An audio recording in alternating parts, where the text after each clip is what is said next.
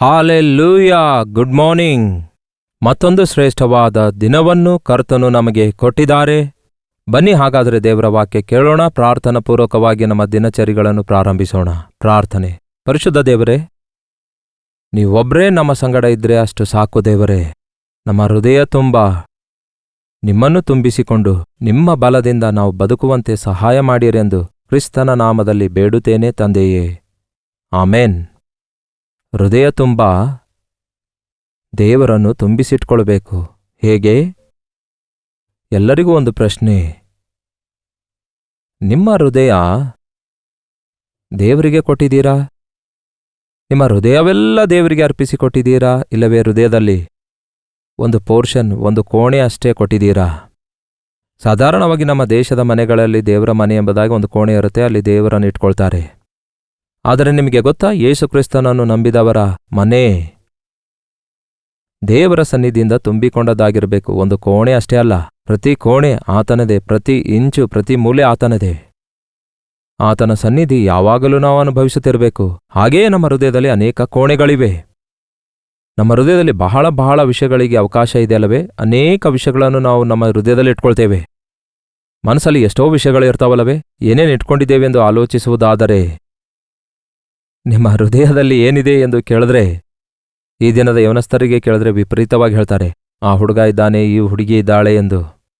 ಅವರಿಗೆ ನಮ್ಮ ಹೃದಯ ಕೊಟ್ಟುಬಿಟ್ಟಿದ್ದೇನೆ ಎಂದು ಹೇಳಿ ಜೀವಿತದೊಂದಿಗೆ ವಿಚಿತ್ರವಾಗಿ ಆಟ ಆಡುತ್ತಾ ಹಾಳು ಮಾಡಿಕೊಳ್ತಿದ್ದಾರೆ. ದೇವರಿಗೆ ಕೊಡಬೇಕಾದ ಹೃದಯವನ್ನು ಮನುಷ್ಯರಿಗೆ ಕೊಡೋದಾದರೆ, ಲೋಕದೊಂದಿಗೆ ಅದನ್ನು ತುಂಬಿಸಿಕೊಳ್ಳೋದಾದರೆ, ಆ ಹೃದಯದೊಳಗೆ ತೃಪ್ತಿ ಎಲ್ಲಿಂದ ಇರುತ್ತೆ? ಆ ಹೃದಯದೊಳಗೆ ದಿವ್ಯ ದಾನ ಎಲ್ಲಿಂದ ಬರ್ತವೆ ಹೇಳಿ? ಹೃದಯ ದೇವರದೇ ಆಗಿದೆ. ನಮ್ಮ ಪ್ರತಿಯೊಂದು ಅವಯವಗಳನ್ನು ದೇವರೇ ಕೊಟ್ಟಿದ್ದಾರೆ. ನಮ್ಮ ಹೃದಯ ದೇವರ ಗರ್ಭಗುಡಿಯಾಗಬೇಕೆಂದು ದೇವರು ನೇಮಿಸಿಕೊಂಡಿದ್ದಾರೆ. ನಮ್ಮ ಹೃದಯವೇ ದೇವರ ಆಲಯವಾಗಿದೆ. ದೇವರ ಆಲಯ. ಮತ್ತೊಮ್ಮೆ ಹೇಳ್ತೇನೆ, ನಮ್ಮ ಹೃದಯವೇ ದೇವರ ಆಲಯ. ನಮ್ಮ ಹೃದಯವೇ ದೇವರ ಆಲಯವಾಗಿರಬೇಕು. ಆದರೆ ಎಷ್ಟು ಜನ ಈ ದಿನ ಹೃದಯವನ್ನು ಹಾಳು ಮಾಡಿಕೊಳ್ತಾ ಇಲ್ಲ? ಅನವಶ್ಯಕವಾದ ವಿಷಯಗಳನ್ನೆಲ್ಲ ಹೃದಯದೊಳಗಡೆ ಮುಚ್ಚಿಟ್ಕೊಂಡು ಬದುಕುತ್ತಿದ್ದಾರೆ. ತಾವೇನೋ ಸಾಧಿಸಿದ್ದೇವೆ ಎಂಬುದಾಗಿ ಭಾವಿಸಿಕೊಳ್ಳುತ್ತಾ ಜ್ಞಾನವುಳ್ಳವರಾಗಿ ತಮ್ಮ ಬದುಕನ್ನು ನಾಶನ ಮಾಡಿಕೊಳ್ತಿದ್ದಾರೆ. ನಿಮ್ಮ ಹೃದಯದಲ್ಲಿ ಯಾರಿದ್ದಾರೆ? ಕ್ರಿಸ್ತನು ಇರುವುದಾದರೆ ನಿಮ್ಮ ಮಾತುಗಳೆಲ್ಲ ಆ ಯೇಸುವಿನ ಕುರಿತಾದ ಮಾತುಗಳಾಗಿಯೇ ಇರ್ತವೆ. ನಿಮ್ಮ ಆಲೋಚನೆಗಳೆಲ್ಲ ಆತನಿಗೆ ಇಷ್ಟಾನುಸಾರವಾಗಿಯೇ ಇರ್ತವೆ. ನಿಮ್ಮ ಹೃದಯದಲ್ಲಿ ಯೇಸು ಇರುವುದಾದರೆ ಯೇಸು ಪ್ರೀತಿಸುವಂಥವುಗಳನ್ನೇ, ಯೇಸು ಆಜ್ಞಾಪಿಸಿದ್ದನ್ನೇ, ಯೇಸು ಅಪ್ಪಣೆ ಕೊಟ್ಟಿದ್ದನ್ನೇ ಅನುಸರಿಸುತ್ತೀರಿ. ನಿಮ್ಮ ಹೃದಯ ದೇವರಿಂದ ದೂರವಾದಾಗ ನಿಮ್ಮ ಹೃದಯದೊಳಗೆ ಸೈತಾನನು ತೂರಿ ಬರ್ತಾನೆ. ಅವನು ಮೋಸಗಾರನೆಂದು ಹೇಳುವ ಅಗತ್ಯ ಇಲ್ವಲ್ಲ? ಅವನು ನಮ್ಮನ್ನು ದೋಚಿಕೊಳ್ಳುವ ಕಳ್ಳ. ನಮ್ಮ ಪರಿಶುದ್ಧತೆಯನ್ನು, ನಮ್ಮ ಸಂತೋಷವನ್ನು, ನಮ್ಮ ಆಶೀರ್ವಾದವನ್ನು ಹಾಳು ಮಾಡುವಂಥವನು ಅವನೇ. ಆದರೆ ಅವನು ತೋರಿಸುವಂತಹ, ಮರಳುಗೊಳಿಸುವಂತಹ ಅಲ್ಪಕಾಲ ಪಾಪ ಭೋಗಗಳಿಗೆ ಒಳಗಾಗಿ ಮನುಷ್ಯರು ದೇವರಿಗೆ ತಮ್ಮ ಹೃದಯದಲ್ಲಿ ಅವಕಾಶವೇ ಕೊಡಲಿಲ್ಲ ಎಂಬ ಮಾತನ್ನು ಕೂಡ ನಾವು ಬೈಬಲ್ನಲ್ಲಿ ನೋಡ್ತೇವೆ. ಕೇಳಿ ಪ್ರಿಯರೇ, ಒಂದು ವೇಳೆ ಮನುಷ್ಯರು ಏನಾದರೂ ತಮ್ಮ ಹೃದಯದಲ್ಲಿ ದೇವರಿಗೆ ಅವಕಾಶ ಕೊಡದೇ ಇದ್ದರೆ ವಿಪರೀತವಾದ ಸ್ಥಿತಿಗೆ ಬಿದ್ದೋಗ್ತಾರೆ. ಒಂದು ವಚನ ನೋಡೋಣ ಬನ್ನಿ. ರೋಮಪುರದವರಿಗೆ ಬರೆದ ಪತ್ರಿಕೆ, ರೋಮಪುರದವರಿಗೆ ಬರೆದಂತಹ ಪತ್ರಿಕೆಯಲ್ಲಿ ಒಂದು ವಚನ ಈ ರೀತಿಯಾಗಿ ಹೇಳುತ್ತೆ.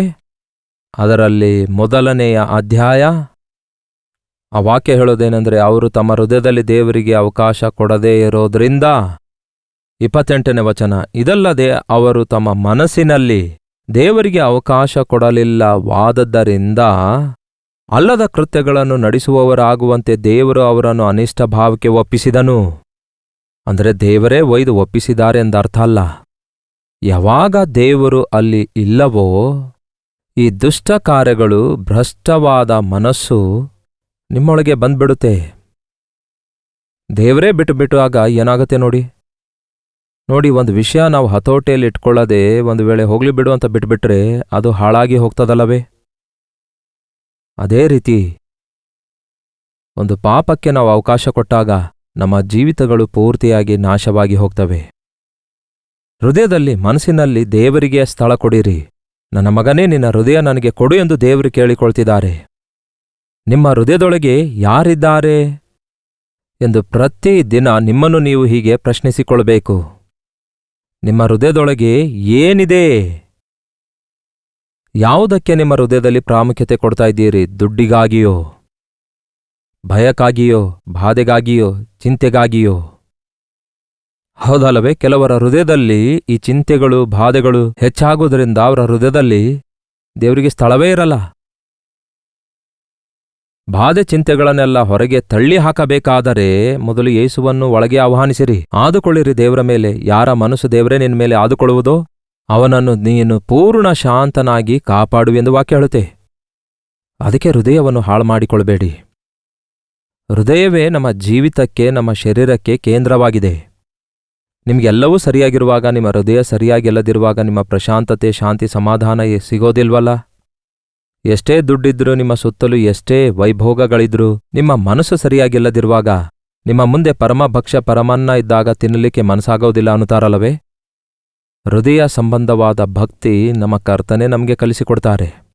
ಹೃದಯವು ಎಲ್ಲದಕ್ಕಿಂತಲೂ ಮೋಸಕರವಾಗಿದೆ, ಅದು ಘೋರವಾದ ವ್ಯಾಧಿಗೆ ಒಳಗಾಗಿದೆ ಎಂಬುದಾಗಿ ಕೂಡ ವಾಕ್ಯ ಹೇಳ್ತದೆ. ಸ್ವಲ್ಪ ಏನಾದರೂ ನಾವು ಅಲಕ್ಷ್ಯ ಮಾಡಿ ಬಿಟ್ಬಿಟ್ರೆ ನಮ್ಮ ಹೃದಯವೇ ನಮ್ಮನ್ನು ಭ್ರಷ್ಟ ಮನಸ್ಸಿಗೆ ನಡೆಸಿಬಿಡುತ್ತದೆ. ಅದಕ್ಕೆ ಯೇಸುವಿಗೆ ನಿಮ್ಮ ಹೃದಯವನ್ನು ಒಪ್ಪಿಸಿಕೊಡಿರಿ. ಅಂದರೆ ಕೊಯ್ದು ತೆಗೆದು ಕೊಡಬೇಕಾ ಎಂದು ಕೇಳಬೇಡ್ರಿ.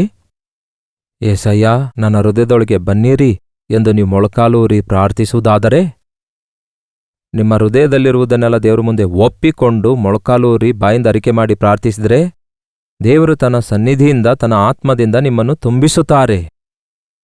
ನಿಮ್ಮ ಹೃದಯ ಸರಿಯಾಗಿಲ್ಲದಿರುವಾಗ ನಿಮ್ಮ ಮಾತುಗಳು, ನಿಮ್ಮ ಆಲೋಚನೆಗಳು, ನಿಮ್ಮ ಕ್ರಿಯೆಗಳು, ನಿಮ್ಮ ಪ್ರವರ್ತನೆ, ನಿಮ್ಮ ನಿರ್ಣಯಗಳು ಎಲ್ಲವೂ ಹಾಳಾದದ್ದಾಗಿಯೇ ಇರ್ತವೆ.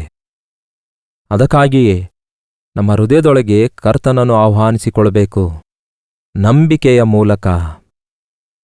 ಕರ್ತನಾದ ಯೇಸುವೇ, ನನ್ನ ಹೃದಯದೊಳಗೆ ಬನ್ನಿರಿ, ನನ್ನ ಹೃದಯವನ್ನು ಶುದ್ಧೀಕರಿಸಿರಿ ಎಂದು ನೀವು ಪ್ರಾರ್ಥಿಸಿದಾಗ ನಿಮಗೆ ಗೊತ್ತಾಗಲಾರದಂತೆಯೇ ನೀವು ದೇವರ ಸನ್ನಿಧಿಯನ್ನು, ದೇವರ ಬಲವನ್ನು ನಿಮ್ಮ ಹೃದಯದಲ್ಲಿ ಅನುಭವಿಸುತ್ತೀರಿ.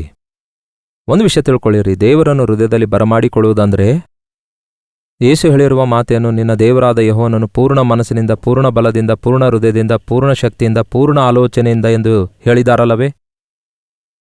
ಪೂರ್ಣ ಹೃದಯದಿಂದ, ಪೂರ್ಣ ಮನಸ್ಸಿನಿಂದ, ಪೂರ್ಣ ವಿವೇಕದಿಂದ, ಪೂರ್ಣ ಆತ್ಮದಿಂದ, ಪೂರ್ಣ ಹೃದಯದಿಂದ ನಿಮ್ಮ ದೇವರಾದ ಯೆಹೋವನನ್ನು ನೀವು ಪೂರ್ಣ ಬಲದಿಂದ ನಿಮ್ಮ ದೇವರಾದ ಯೆಹೋವನನ್ನು ಪ್ರೀತಿಸಿರಿ ಅಂದಿದ್ದಾರೆ. ಅಂದರೆ ಪೂರ್ಣ, ಸಂಪೂರ್ಣ ಅಂದರೆ ಅದರಲ್ಲಿ ಇನ್ನು ಬೇರೆ ಯಾವುದಕ್ಕೂ ಅವಕಾಶ ಇಲ್ಲ ಎಂದರ್ಥ. ಕರ್ತನು ಸರ್ವಶಕ್ತನಾದ ದೇವರಾಗಿದ್ದಾರೆ. ಕರ್ತನು ಪ್ಲಸ್ ಇದು ಅದು ಬೇಕು ಅಂದುಕೊಳ್ಳುವುದು ಅಜ್ಞಾನ ಪ್ರಿಯರೇ. ಬುದ್ಧಿ, ಜ್ಞಾನ, ಸರ್ವ ಸಂಪತ್ತು ಕ್ರಿಸ್ತನಲ್ಲಿಯೇ ಇವೆ. ಕ್ರಿಸ್ತನನ್ನು ಹೊಂದಿಕೊಂಡವನು ಸಂಪೂರ್ಣನೂ ಪರಿಪೂರ್ಣನೂ ಆಗಿರ್ತಾನೆ. ಅದಕ್ಕೆ ಹೃದಯಾಂತರಾಳಗಳಲ್ಲಿ ನೀವು ದೇವರ ಆತ್ಮನಿಂದ ಪರಿಶುದ್ಧಗೊಳಿಸಲ್ಪಡುವಂತೆ ಮೊಳಕಾಲೂರಿ ಪ್ರಾರ್ಥಿಸುವಂಥದ್ದು, ದೇವರ ಮಾತು ನಿಮ್ಮ ಹೃದಯದಲ್ಲಿಟ್ಟುಕೊಳ್ಳುವಂಥದ್ದು ಅತ್ಯವಶ್ಯಕವಾಗಿದೆ. ಕಾಲೇಬನು ಪೂರ್ಣ ಹೃದಯದಿಂದ ಕರ್ತನನ್ನು ಹಿಂಬಾಲಿಸುತ್ತಾನೆ. ಪೂರ್ಣ ಮನಸ್ಸಿನಿಂದ. ಅವನ ಮನಸ್ಸಲ್ಲಿ ಬೇರೆ ಯಾವ ಆಲೋಚನೆ ಇರಲಿಲ್ಲ, ಬೇರೆ ಯಾವ ಆಸೆ ಇರಲಿಲ್ಲ. ಅವನು ತನ್ನ ಜೀವಿತದಲ್ಲಿ ಮೊದಲ ಸ್ಥಾನ ದೇವರಿಗೇ ಕೊಟ್ಟಿದ್ದ. ಒಂದು ವಚನ ನೋಡೋಣ ಬನ್ನಿ. ಯೆಹೋಶುವನು 14ನೇ ಅಧ್ಯಾಯ 9ನೇ ವಚನ. ಮೋಶೆಯು ಆ ದಿವಸ ನೀನು ಪೂರ್ಣ ಮನಸ್ಸಿನಿಂದ ನಿನ್ನ ದೇವರಾದ ಯೆಹೋವನನ್ನು ಹೊಂದಿಕೊಂಡದ್ದರಿಂದ ನೀನು ಸಂಚರಿಸಿದ ಪ್ರದೇಶವು ನಿನಗೂ ನಿನ್ನ ಸಂತಾನದವರಿಗೂ ಶಾಶ್ವತ ಸ್ವಾಸ್ಥ್ಯವಾಗುವುದು ಎಂದು, ಏನಂತೆ? ಶಾಶ್ವತ ಸ್ವಾಸ್ಥ್ಯವಾಗಿರುವುದು ಎಂದು ಪ್ರಮಾಣ ಮಾಡಿ ಹೇಳಿದನು. ಕಾಲೇಬ ಏನ್ ಮಾಡಿದ್ದನಂತೆ? ಪೂರ್ಣ ಮನಸ್ಸಿನಿಂದ ದೇವರನ್ನು ಹೊಂದಿಕೊಂಡಿದ್ದನಂತೆ, ಇಲ್ಲವೇ ಕರ್ತನನ್ನು ಅನುಸರಿಸಿದನಂತೆ. ಅದರ ನಿಮಿತ್ತ ಅವನು ಎಷ್ಟು ಆಶೀರ್ವಾದ ಹೊಂದಿದನೆಂದು ಒಮ್ಮೆ ನೋಡೋಣ ಬನ್ನಿ. ನಂತರದ ವಚನ ಹೇಳ್ತದೆ, ಯೆಹೋವನು ಈ ಮಾತುಗಳನ್ನು ಮೋಶೆಗೆ ಹೇಳಿದಂದಿನಿಂದ ಇಸ್ರಾಯೇಲರು ಅರಣ್ಯದಲ್ಲಿ ಅಲಿಯುತ್ತಿದ್ದ ವರ್ಷಗಳೂ ಸೇರಿ 45 ವರ್ಷಗಳು ದಾಟಿದವು. ಯೆಹೋವನು ತಾನು ನುಡಿದಂತೆಯೇ ಈ ಕಾಲವೆಲ್ಲ ನನ್ನನ್ನು ಜೀವದಿಂದುಳಿಸಿದಾನೆ. ಈಗ ನಾನು 85 ವರ್ಷದವನಾಗಿದ್ದೇನೆ. ಮೋಶೆಯು ನನ್ನನ್ನು ಕಳುಹಿಸಿದಾಗ ನನಗೆಷ್ಟು ಬಲವಿತ್ತೋ ಈಗಲೂ ನನಗೆ ಅಷ್ಟೇ ಬಲವಿದೆ. ಯುದ್ಧ ಮಾಡುವುದಕ್ಕೂ ವಿಶೇಷ ಕಾರ್ಯಗಳನ್ನು ನಿರ್ವಹಿಸುವುದಕ್ಕೂ ನನಗೆ ಮುಂಚಿನಂತೆಯೇ ಶಕ್ತಿಯಿರುತ್ತದೆ. ಹಲ್ಲೆಲೂಯಾ. 85 ವರ್ಷ ವಯಸ್ಸಲ್ಲಿಯೂ ಕೂಡ ಆ ಕಾಲೇಬನಿಗೆ 40 ವರ್ಷದಲ್ಲಿ ಎಷ್ಟು ಬಲವಿತ್ತೋ ಈಗ ಅಷ್ಟೇ ಬಲ ನನಗಿದೆ ಅನ್ನುತ್ತಾನೆ. ಪೂರ್ಣ ಮನಸ್ಸಿನಿಂದ ದೇವರನ್ನೇ ಹೊಂದಿಕೊಂಡದ್ದರಿಂದ ನಿನ್ನ ಜೀವಿತದಲ್ಲಿ ಪೂರ್ಣವಾದ ಆಶೀರ್ವಾದಗಳಿರುತ್ತವೆ, ಸಮೃದ್ಧಿಯಾದ ಜೀವಿತ ಇರುತ್ತೆ ಎಂದು ಮೋಶೆ ಹೇಳ್ತಾನೆ.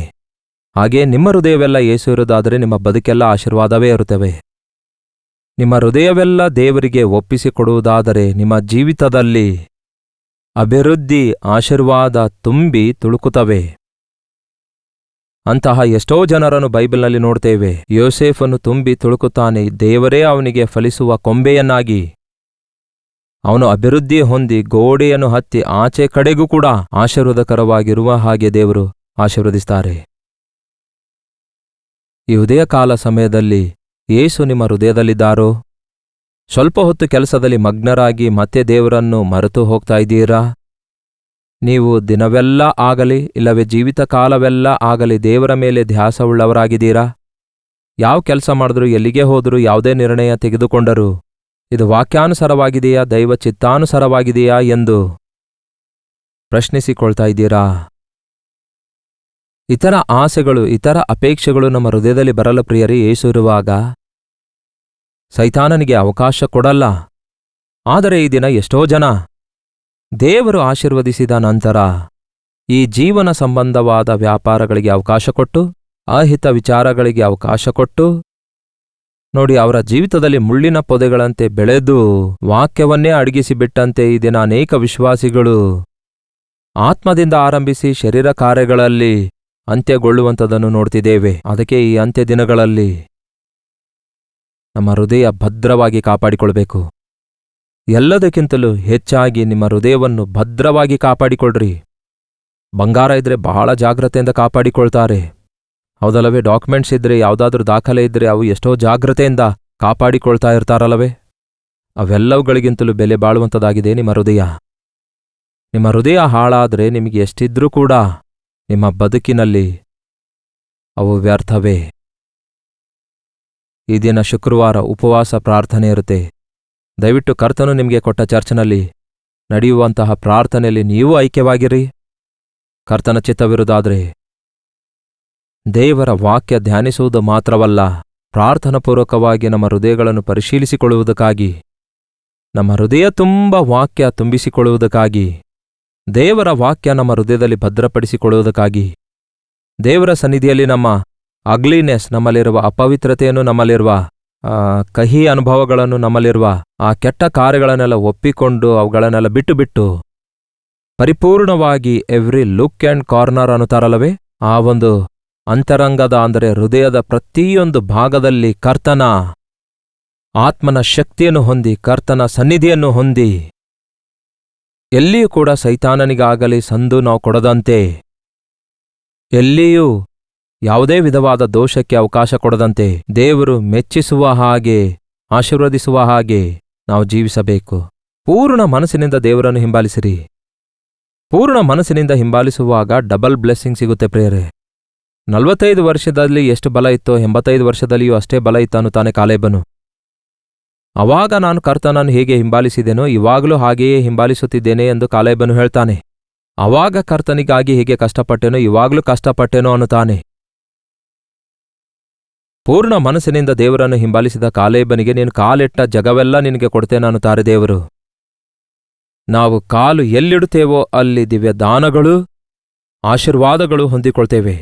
ಈ ದಿನ ಕೆಲವರು ಎಲ್ಲಿಗೆ ಹೋದರೂ ಕೂಡ ಅಲ್ಲಿ ವೇದನೆ ಉಂಟು ಮಾಡುವವರಾಗಿದ್ದಾರೆ, ಬಾಧೆ ಉಂಟು ಮಾಡುವವರು, ಸಮಸ್ಯೆ ಉಂಟು ಮಾಡುವವರಾಗಿದ್ದಾರೆ. ನೀವು ಪೂರ್ಣ ಮನಸ್ಸಿನಿಂದ ದೇವರನ್ನು ಹಿಂಬಾಲಿಸುವುದಾದರೆ ನೀವು ಆಶೀರ್ವದಿಸಲ್ಪಡ್ತೀರಿ. ತುಂಬಿ ತುಳುಕುವ ಆಶೀರ್ವಾದದ ಅನುಭವ ಹೊಂದಿರುವ ನೀವು ನಿಮ್ಮ ಸುತ್ತಲಿರುವವರಿಗೆ ಹಂಚಿಕೊಡುವವರಾಗಿರ್ತೀರಿ. ಉಪವಾಸ ಪ್ರಾರ್ಥನೆ ಯಾಕೆ ಮಾಡಬೇಕು ಗೊತ್ತಾ? ನಮ್ಮ ಹೃದಯವನ್ನು ತುಂಬಿಸಿಕೊಳ್ಳುವುದಕ್ಕಾಗಿ. ನಾವು ಎಷ್ಟೇ ತುಂಬಲ್ಪಟ್ಟವರಾಗಿ ಈ ಲೋಕದಲ್ಲಿ ಜೀವಿಸುತ್ತಿರುವಾಗ ನಾವು ಓನ್ಔಟ್ ಆಗ್ಬಿಡ್ತೇವೆ, ನಾವು ಖರ್ಚಾಗ್ಬಿಡ್ತೇವೆ, ನಾವು ಪೂರ್ತಿಯಾಗಿ ಎಕ್ಸಾಸ್ಟ್ ಆಗ್ಬಿಡ್ತೇವೆ. ಅದಕ್ಕೆ ಮೇಲಿಂದ ಮೇಲೆ ದೇವರ ಆತ್ಮನಿಂದ ನಾವು ಬಲಗೊಳಿಸಲ್ಪಡಬೇಕು. ದೇವರ ವಾಕ್ಯದಿಂದ ನಾವು ಹೃದಯವನ್ನು ತುಂಬಿಸಿಕೊಳ್ಳುವುದಾದರೆ ದಿವ್ಯದಾನ ಹೊಂದಿಕೊಂಡು ಇಹಲೋಕದಲ್ಲಿ ಸಂತೋಷ ಸಮಾಧಾನವುಳ್ಳವರಾಗಿರುತ್ತೇವೆ. ನಿತ್ಯ ರಾಜ್ಯದಲ್ಲಿಯೂ ಆತನ ಮಕ್ಕಳಾಗಿ ಸಾಕ್ಷಿಗಳಾಗಿ ಯುಗಯುಗಗಳವರೆಗೂ ಜೀವಿಸುತ್ತೇವೆ. ಏಸಯ್ಯ, ನನ್ನ ಹೃದಯ ತುಂಬ ನೀವೇ ಇರ್ರಿ ದೇವರೇ. ನಿಮ್ಮ ಹೊರತು ನನ್ನ ಹೃದಯದಲ್ಲಿ ಬೇರೆ ಯಾವುದಕ್ಕೂ ಸ್ಥಳ ಇಲ್ಲ ದೇವರೇ. ನನ್ನ ಹೃದಯದೊಳಗೆ ಬಾ ದೇವರೇ, ನನ್ನನ್ನು ತುಂಬಿಸಿರಿ ಎಂಬುದಾಗಿ ಪ್ರಾರ್ಥಿಸೋಣವೇ? ಪರಿಶುದ್ಧ ದೇವರೇ, ಪ್ರೀತಿಯುಳ್ಳ ತಂದೆಯೇ, ಪೂರ್ಣ ಹೃದಯದಿಂದ ನಿಮ್ಮನ್ನು ಹಿಂಬಾಲಿಸಿದಂತಹ ಕಾಲೇಬನ ಹಾಗೆ ಈ ಅಂತ್ಯಕಾಲದಲ್ಲಿದ್ದ ನಾವು ಅರ್ಧಮರ್ಧ ಭಕ್ತಿಯೊಂದಿಗಲ್ಲದೆ, ಆಚಾರ ಭಕ್ತಿಯೊಂದಿಗಲ್ಲದೆ, ನಮ್ಮ ಹೃದಯಾಂತರಾಳದಿಂದ ಬರುವ ಸ್ತುತಿಯನ್ನು ನಿಮಗೆ ಸಲ್ಲಿಸುತ್ತಾ, ನಮ್ಮ ಪೂರ್ಣ ಹೃದಯದಿಂದ ನಿಮಗೆ ಕೃತಜ್ಞತೆ ಸಲ್ಲಿಸುತ್ತಾ, ಪೂರ್ಣ ಹೃದಯದಿಂದ, ಪೂರ್ಣ ಬಲದಿಂದ, ಪೂರ್ಣ ಶಕ್ತಿಯಿಂದ, ಪೂರ್ಣ ಮನಸ್ಸಿನಿಂದ, ಪೂರ್ಣ ವಿವೇಕದಿಂದ ನಿಮ್ಮನ್ನು ಪ್ರೀತಿಸುವವರಾಗಿರುವ ಹಾಗೆ, ನಿಮ್ಮ ಆಜ್ಞೆಗಳನ್ನು ಪಾಲಿಸುವವರಾಗಿರುವ ಹಾಗೆ, ನಿಮ್ಮನ್ನು ಘನಪಡಿಸುವ ಜೀವಿತ ಜೀವಿಸುವ ಹಾಗೆ, ಫಲಿಸಿ ಅಭಿವೃದ್ಧಿ ಹೊಂದುವ ಹಾಗೆ ನಮ್ಮಲ್ಲಿ ಪ್ರತಿಯೊಬ್ಬರಿಗೂ ಸಹಾಯ ಮಾಡಿರೆಂದು ಕ್ರಿಸ್ತನ ನಾಮದಲ್ಲಿ ಬೇಡುತ್ತೇನೆ ತಂದೆಯೇ, ಆಮೇನ್. ನಮ್ಮ ತಂದೆಯಾದ ದೇವರ ಪ್ರೀತಿಯು, ಮಗನಾಗಿರುವ ಕ್ರಿಸ್ತನ ಕೃಪೆಯು, ಆದರಣೆಕರ್ತನಾದ ಪವಿತ್ರಾತ್ಮನ ಸಹವಾಸವು ಕೂಡಿ ಬಂದಿರುವ ನಮ್ಮೆಲ್ಲರ ಸಂಗಡ ಇಂದಿಗೂ ಸದಾಕಾಲಕ್ಕೂ ನೆಲೆಯಾಗಿರಲಿ. ಆಮೇನ್. ದೇವರಿಗೆ ಸ್ತೋತ್ರ. ನಿಮ್ಮ ಪ್ರಾರ್ಥನಾ ಮನವಿಗಳನ್ನು 8939731313 ನಂಬರ್ಗೆ, ನೀವು ಇತರ ದೇಶದಿಂದ ವೀಕ್ಷಿಸುವುದಾದರೆ ಕೊಡಲ್ಪಟ್ಟಂತಹ ಇದೇ ನಂಬರ್ಗೆ ಒಂದು ಟೆಕ್ಸ್ಟ್ ಆಗಲಿ ವಾಯ್ಸ್ ಮೆಸೇಜ್ ಮುಖಾಂತರ ವಾಟ್ಸಪ್ ಕಳಿಸಿಕೊಡಿ. ನಿಮಗಾಗಿ ನಾವು ಪ್ರಾರ್ಥಿಸ್ತಿದ್ದೇವೆ. ನಾವು ನಿಮಗಾಗಿ ಪ್ರಾರ್ಥಿಸುತ್ತಿರುವ ಹಾಗೆ ನೀವು ಕೂಡ ಪ್ರಾರ್ಥಿಸಿರಿ. ದೇವರು ತಪ್ಪದೆ ನಿಮ್ಮೆಲ್ಲರಿಗೆ ಆಶೀರ್ವದಿಸುತ್ತಾರೆ, ನಿಮ್ಮ ಅವಶ್ಯಕತೆ ತೀರಿಸುತ್ತಾರೆ. ಕರ್ತನ ಚಿತ್ತದಂತೆ ಈ ದಿನ ಉಪವಾಸ ಪ್ರಾರ್ಥನೆ ಇರುತ್ತೆ. ನಿಮ್ಮ ಸಭೆಯಲ್ಲಿ ನಡೆಯುವ ಉಪವಾಸ ಪ್ರಾರ್ಥನೆಯಲ್ಲಿ ಪಾಲ್ಗೊಂಡು ಪ್ರಾರ್ಥನೆ ಮಾಡುವುದರ ಮೂಲಕ ಅಭಿಷೇಕವನ್ನು, ಆಶೀರ್ವಾದವನ್ನು ಹೊಂದಿಕೊಳ್ಳಿರಿ. ಕರ್ತನ ಚಿತ್ತವಿರುವುದಾದರೆ ಮತ್ತೆ ನಾಳೆ ಇದೇ ಅನುದಿನದ ಧ್ಯಾನ ಎಂಬ ಕಾರ್ಯಕ್ರಮದಲ್ಲಿ ಮತ್ತೆ ಭೇಟಿಯಾಗೋಣ. ಅಲ್ಲಿವರೆಗೂ ದೇವರ ಮಹಾಕೃಪೆ ನಿಮ್ಮೆಲ್ಲರೊಂದಿಗಿರಲಿ. ಮುಂಬೈ ಸುತ್ತಮುತ್ತಲಿರುವವರೆಲ್ಲರಿಗೂ ಶುಭವಾರ್ತೆ. ಮತ್ತೊಂದು ಸಾರಿ ಡಿಸೆಂಬರ್ 10ನೇ ತಾರೀಕಿನಂದು ಒಂದು ವಿಶೇಷವಾದ ಪಾಸ್ಟರ್ಸ್ ಕ್ರಿಸ್ಮಸ್ ಮೀಟಿಂಗ್ನಲ್ಲಿ ವಾಕ್ಯ ಸಾರುವುದಕ್ಕಾಗಿ ಮುಂಬೈಗೆ ಬರ್ತಿದ್ದೇನೆ. ಎಲ್ಲರನ್ನು ಆಹ್ವಾನಿಸುತ್ತೇನೆ. ಯಾರು ಬೇಕಾದರೂ ಬರ್ಬೋದು. ಸಾಯಂಕಾಲ 6 ಗಂಟೆಯಿಂದ ರಾತ್ರಿ 10 ಗಂಟೆವರೆಗೂ ಮುಂಬೈನಲ್ಲಿನ ಮಾರ್ನಿಂಗ್ ಸ್ಟಾರ್ ಇಂಗ್ಲಿಷ್ ಸ್ಕೂಲ್ನಲ್ಲಿ ಧಾರಾವಿಯಲ್ಲಿ ನಡೆಯುವ ಈ ವಿಶೇಷವಾದ ಕ್ರಿಸ್ಮಸ್ ಮೀಟಿಂಗಿಗೆ ನಿಮ್ಮೆಲ್ಲರನ್ನು ಆಹ್ವಾನಿಸುತ್ತೇನೆ. ಬನ್ನಿರಿ, ನಮ್ಮ ಯೇಸುವಿನ ಜನನವನ್ನು ಜ್ಞಾಪಕ ಮಾಡಿಕೊಂಡು ಆತನಲ್ಲಿ ಆನಂದಿಸೋಣ. ಈ ವಿಷಯದಲ್ಲಿ ಹೆಚ್ಚಿನ ವಿವರ ಬೇಕಾದರೆ ಕೆಳಗೆ ಕೊಡಲ್ಪಟ್ಟ ನಂಬರ್ಗಳಿಗೆ ಕರೆ ಮಾಡಿರಿ, ಇಲ್ಲವೇ ಪಕ್ಕದಲ್ಲಿದ್ದ QR ಕೋಡ್ ಅನ್ನು ಸ್ಕ್ಯಾನ್ ಮಾಡಿರಿ.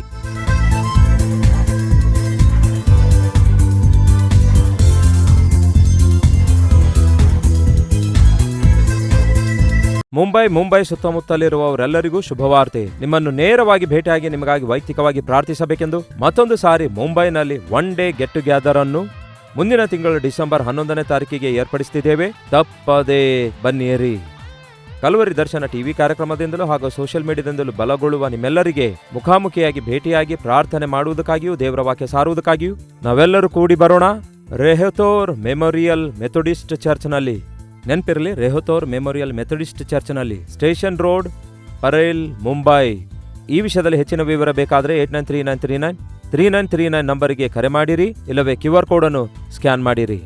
ಒಂದೇ ಸೆಷನ್ ಇರುತ್ತೆ ಪ್ರಿಯರೇ. ಈ ಒನ್ ಡೇ ಗೆಟ್ ಟುಗೆದರ್ ಸಾಯಂಕಾಲ 6 ಗಂಟೆಯಿಂದ ರಾತ್ರಿ 10 ಗಂಟೆವರೆಗೂ ಇರುತ್ತೆ. ತಪ್ಪದೆ ಬನ್ನಿರಿ. ದೈವ ಆಶೀರ್ವಾದ ಹೊಂದಿಕೊಳ್ಳಿರಿ.